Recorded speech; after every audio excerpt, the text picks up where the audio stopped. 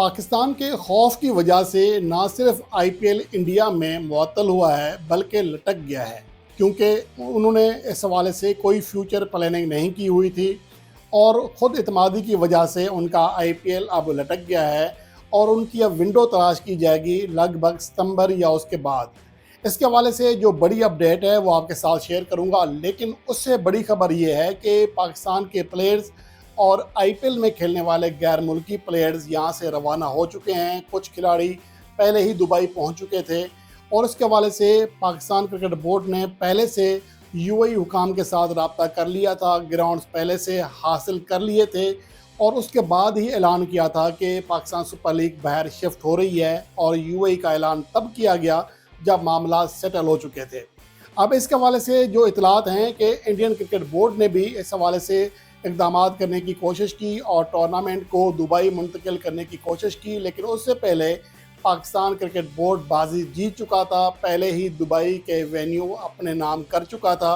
तो इस हवाले से इंडियन क्रिकेट बोर्ड को हज़ीमत का सामना करना पड़ा और उनका आईपीएल, जिन्होंने पाकिस्तान सुपर लीग को सबूताज करने की कोशिश की, ख़ुद उनका आईपीएल अब लटक चुका है। इसके हवाले से एक और बड़ी खबर ये है कि पाकिस्तान के प्लेयर्स, यहाँ का जो माहौल है मुकम्मल तौर पर चिल है, खिलाड़ी किसी प्रेशर में नहीं हैं। गो के इस हवाले से मुतज़ाद इतलात आ रही हैं। ठीक है, जब जंगी हालात थे तो गैर मुल्की प्लेयर्स ने कम से कम पाकिस्तान में खेलने की हामी नहीं भरी थी, लेकिन वो यूएई में खेलने के लिए इजी हैं, उनको कोई टेंशन नहीं है। लेकिन इस हवाले से इतलात हैं और ख़बरें फैलाई जा रही हैं कि डेविड वार्नर समेत कई गैर मुल्की खिलाड़ी जो हैं वो दुबई में भी पीएसएल खेलने के हक़ में नहीं है, लेकिन ऐसा बिल्कुल नहीं है और अब तक की इतलात के मुताबिक कोई भी गैर मुल्की खिलाड़ी छोड़कर नहीं जा रहा अपनी टीम को और तमाम खिलाड़ी पीएसएल के उन मैचेस में जो कि दुबई में खेले जाएंगे अपनी अपनी टीमों को दस्तयाब होंगे जो उनके स्क्वाड का हिस्सा हैं। इस हवाले से फ़िलहाल तमाम खबरें गैर कंफर्म हैं,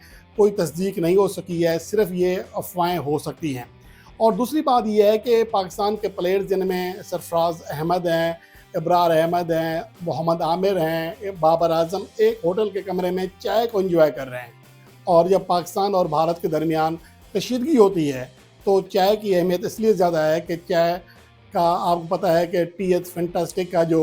अभिनंदन का एक मशहूर एक मिसाल थी उसकी, वो हमेशा सामने आती है कि जब पाकिस्तान ने अपनी जीत का इजहार किया था, एक ऐलान किया था और अभिनंदन को चाय पिलाई थी, तो वो एक इस माहौल पर पाकिस्तान के प्लेयर्स एंजॉय कर रहे हैं। दूसरी जानिब अगर आप देखें कि फ्लड लाइट्स बंद होने के बाद जो अफरा तफरी फैली है धर्मशाला में, जिस तरह खिलाड़ी वहाँ से भागे हैं और जिस अफरा तफरी में वो अपनी अपनी